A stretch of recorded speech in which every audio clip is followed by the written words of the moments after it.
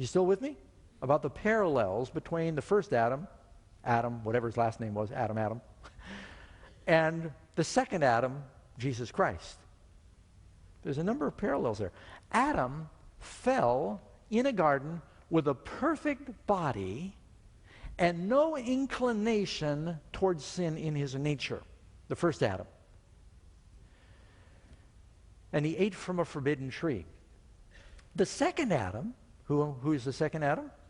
Jesus overcame in a wilderness after 4,000 years of the degeneration of the human body, and he was born with the fallen nature that Adam and Eve and their children have. What I mean by that is Jesus, the reason it goes through the family tree of Jesus, I know this is greatly contested and debated in the church, but the Bible says Jesus was tempted in all points as we are, right?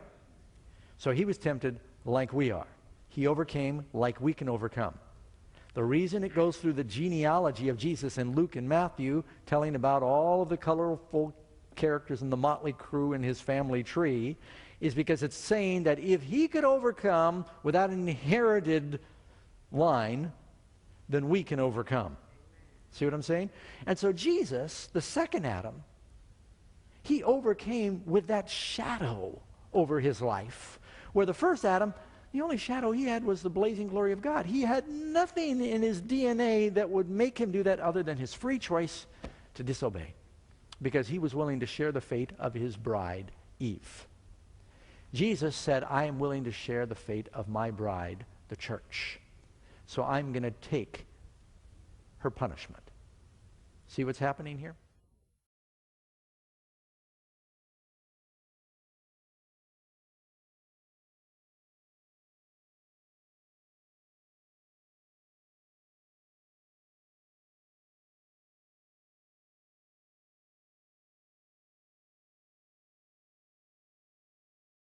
Now, this is very important for us to understand.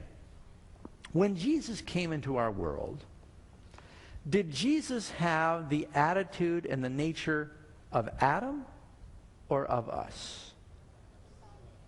He had the fallen nature because he's an example of victory for us. Was Jesus tempted? Was he tempted like Adam was tempted, or was he tempted like we're tempted?